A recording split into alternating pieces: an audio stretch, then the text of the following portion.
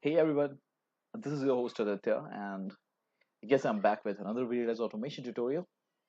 And this time, we're discussing approval policies as well as the different notification scenarios that are present inside VRA automation.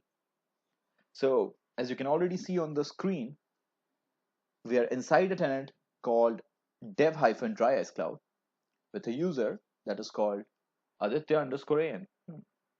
I guess whose account that is. So, without wasting any more time, let us discuss something that we're here for, and that is approval policy.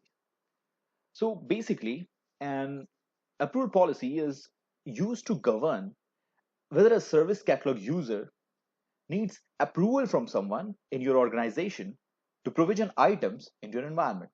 So, in case you're worried about a user provisioning some items, you can apply approval policies that are corresponding to that user or that item and many other options so that whenever that item is requested, an approval request goes to an approver and the item will only be provisioned when the approver approves the approval request. I'm getting good at this. Now, if you can remember from our roles and responsibilities video, the approval policy can be created by the tenant admin or the approval admin. So make sure that you have the tenant admin or the approval admin roles before trying to create an approval policy. Now, let's just start making one. First, you need to go to the administration tab. The first option that appears on your left side is the approval policy. Click on that. If you have clicked on any other tab, do not click on that tab. Just get to approval policies and start making a new one. So here we are going to be able to create approval policies. Just click on the new button. As you can see, there are two options available while creating a new approval policy. First, we can create an approval policy of a certain type. If this option is selected, there are multiple types of approval policies that can be created. You can create a service catalog request or simply a catalog item request and multiple options. You can just go through them at any point you want. But for now, we'll be going through catalog item request. But before that, let us also see what we can do when we can with the select an item option. So when you click on the select an item option, you have a set of items on which approval policies can be applied. So basically, these all items can be blueprints or software components depending upon what we have already been, what is already present in our environment. You can also search for items or for an approval policy type as well. For now, let us just click on the catalog item request. Click on OK, OK, OK. So now we need a name for our approval policy. What would be a good name?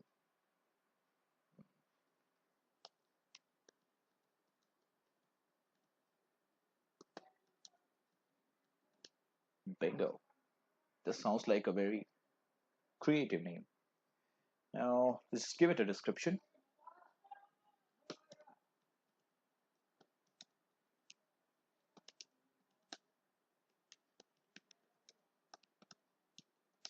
Provide a description in case so that if anyone is looking into the approval policies, they would like know just by looking at it what that approval policy has been created for. What is the need for that creation of the approval policy or what it does. See, here's the status. It can be draft or active. Now, only approval policies that are in the active state can be entitled to the users. And active approval policies, you cannot edit an active approval policy. When you create an approval policy, you can add pre-approval and post-approval levels. So first off, let's just make it an active state, make it into active state, and we'll talk about the pre-approval as well as the post-approval phase later on. uh, I've set this to an active state, and on the right hand side you can see the policy type. This is the one that we selected while creating the new approval policy. Also showcases the item as well as who updated this approval policy last and when it was updated on. So these two phases, let's talk about them. First off, we have the pre-approval phase. and then we have the post-approval phase. Now, when a request is being provisioned, if a pre-approval policy has been applied on that request, then before the request goes into provisioning phase, this approval policy will be there. And the approval has to be accepted before the request goes into the provisioning phase. As for the post-approval, if you apply a post-approval policy on a request, the request will be provisioned, but the approval policy has to be approved before the item is released to the end user. Now, you can create multiple approval levels for an approval policy. That's what you can see here. Now, these can be multiple, and each level has to be approved before the approval goes to the next level. And all of the levels have to be approved before the approval request is successful. So only if all the levels have been approved, your approval is confirmed and your machine goes into provisioning.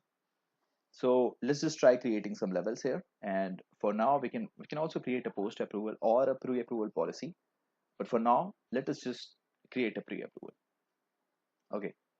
First thing that this pre-approval level wants, just remember that this is the first level that we are creating, is the name of the level. I'm just going to name it level 1. Now I'm going to describe it the first level. Yep. The next option that we see down here at the bottom is, when is this approval policy required? Now you can either have it as it is always required, or you can have this approval policy based on a set of certain conditions.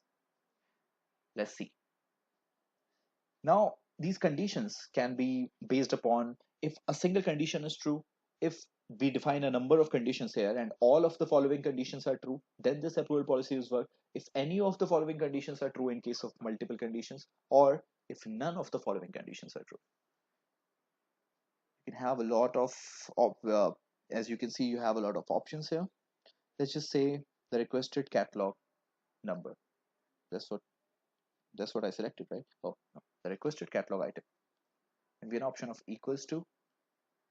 There are two options available in the value field. You can either have a constant, you can just give the name of the catalog item on which you want this approval policy to work, or you can select field.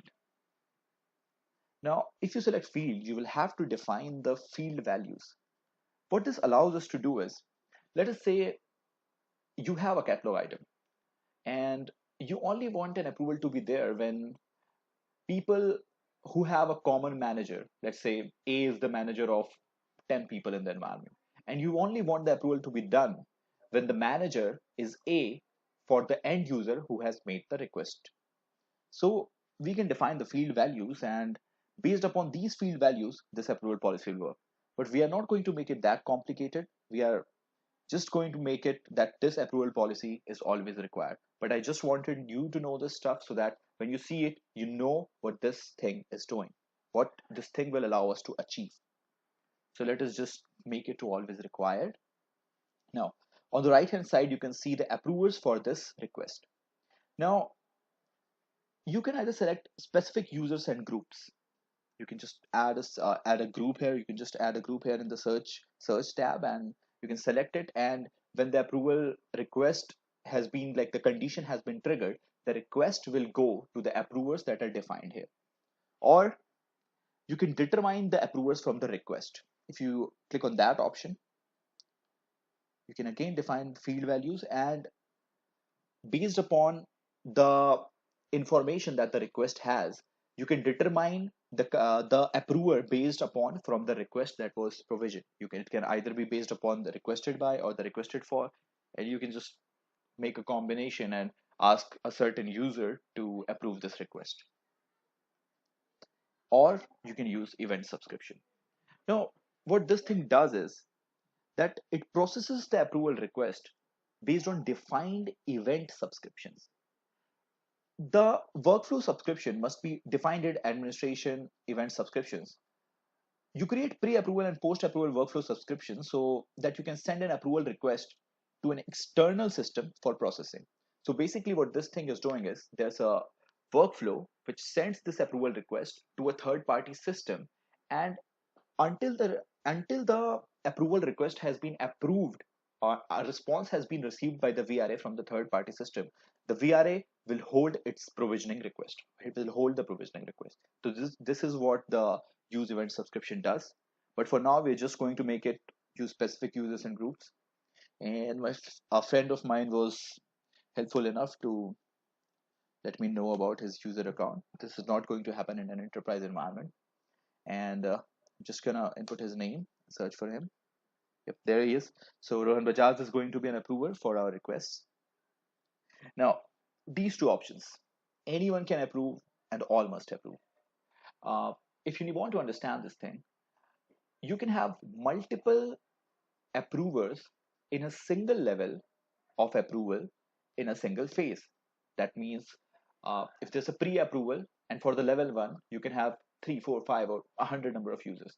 Now, this option allows us to select, like, if the level will be satisfied if a single user will approve the request, or you want all of the users to approve the request. I'm just going to make it anyone can approve as of now, or I can select all must approve because I just have a single approver.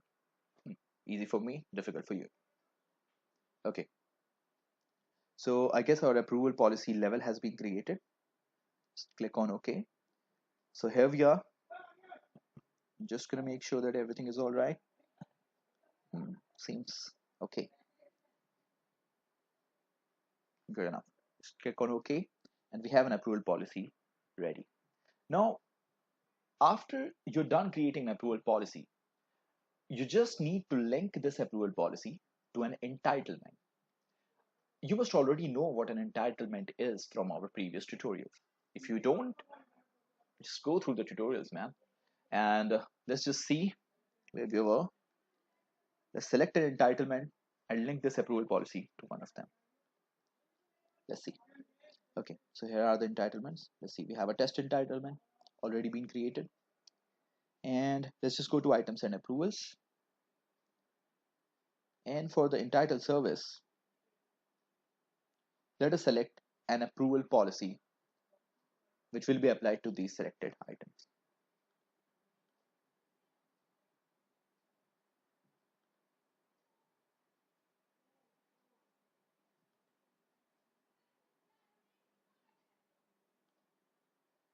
Oh, this is already the test service that we wanted to create an approval that we wanted to attach the approval policy to. Let's just modify this one. And we're going to select an approval policy for this service. Yep, there is the tutorial approval policy that we created. Let's just click on that, click on OK, click on finish. Now, to check whether our approval policy is working or not, let's just request a catalog item. So here I am on the catalog tab. Since I applied the approval policy to the test service, just go to the test service and try to request a catalog item. I've already created a catalog item, that is the tutorial blueprint. So I'm just going to request this one.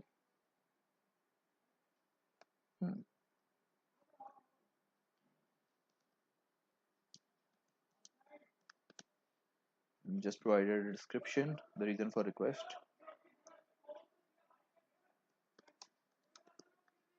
Okay, so here we are. I'm submitting my request. Okay, so my request has been submitted, and to track my request, we'll just go to the request tab. Now, as you can see, the tutorial blueprint that I requested, the status of it shows that it's pending approval. This is because an approval policy has been applied on this request, and now it requires the approval of an approver. So before we do that, I think I forgot to show you guys something that was very important. So let's just get back to approval policy. Where's our approval policy? Yep, there it is, test approval policy. Let's just get into that. And here's our first level. Let's just change this to inactive.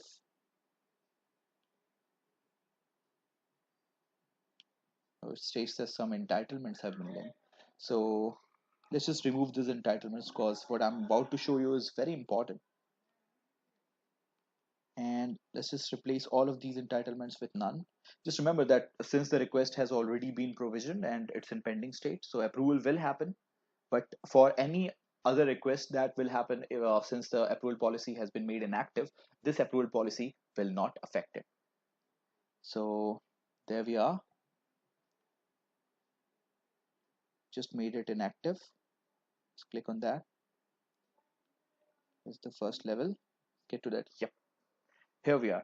I showed you the level information, but I did forgot to show you the system properties and this custom properties tab. You guys should have asked me about that.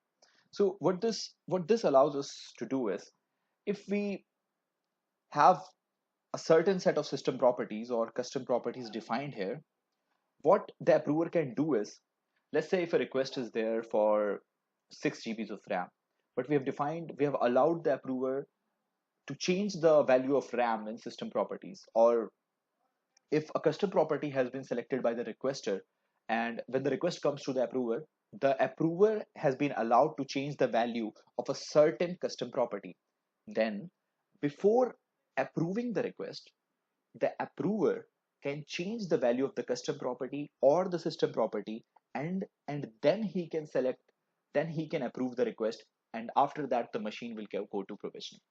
This allows a certain amount of flexibility for the users, for the approvers who are approving the request. So this was very important. I just showed you this. I'm not going to I'm not going to recreate this approval policy, modify it, and link it to the items, because the only reason I created this approval policy was to show you guys that our request goes to pending approval, and that I've already done. It's still in pending approval. So now we'll just go to the approver's account, that is Rohan Bajaj's account, and I'll try to approve the request from there and see what happens to our pending provisioning item here. So I'm already logged into his account from an incognito window. So let's see. If you are an approver, the request appears on the home tab, and there are multiple portlets, and as you can see there's nothing here right now, but the request will appear in your inbox.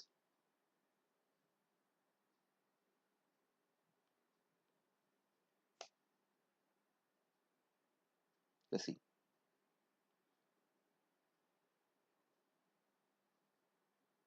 Yep, there it is. uh, in the inbox of Mr. Rohan Bajaj, there's an item pending and which requires approval. So let's just click on that item. There we are, approval 36. Sounds cool.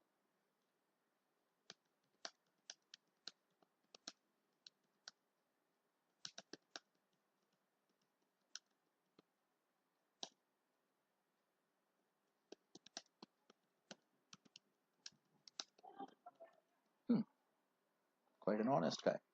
So you have an option to approve this request, reject this request, or just cancel this and not look at this request. But we simply need to approve this one because I want to show you what happens after this. Now, since Rohan Bajaj has approved our request, thank you, Rohan Bajaj. Let's get down to business and see what happened to our request. So here we are. Let me just refresh this, and as you can see, the status has changed from pending approval to in progress. Now this machine will go into provisioning, get into provisioning, and will be provisioned as usual since the approver has approved our provisioning request. So this is how you create an approval policy and link entitlements to them. This is how it works. This is how it looks for the approver. So before we end this tutorial video, as I promised, I'm also here to show you the different notification scenarios that are present inside VRA automation. So just get to the administration tab and get to the notifications. Now you can send automatic notification for several types of events, such as the successful completion of a catalog request or a required approval. Now, a system administrator can configure global email servers that process email notifications. Tenant administrator, Tenant administrators can override the system default servers or add their own servers if no global servers are specified. The tenant administrator selects which events cause notifications. As you can see here, there are a lot of events which can cause the notifications to be sent to the users in their tenant. Now, each component, such as the service catalog or IAS, can define events that can trigger notification, but none of them are selected by default. Now, each user can choose whether to receive notifications. Every end user is going to receive these notifications if we have made these notification scenarios active. These are not active by default. Now, users will be able to choose, but they can either choose to receive all notification configured by the tenant administrator or no notifications at all. They do not have the fine-grained control over which notification to receive. Now, some emails have links that users can use to respond to the notifications. For example, a notification about a request that requires approval can have one link for approving the request and another for rejecting it. When a user clicks on one of the links, a new email opens with content that is automatically generated. The user can send the email to complete the approval. So this was all about the notification scenarios and the approval policies. I know this was quite a long video, but this is it for today. Thanks for watching us. Bye bye.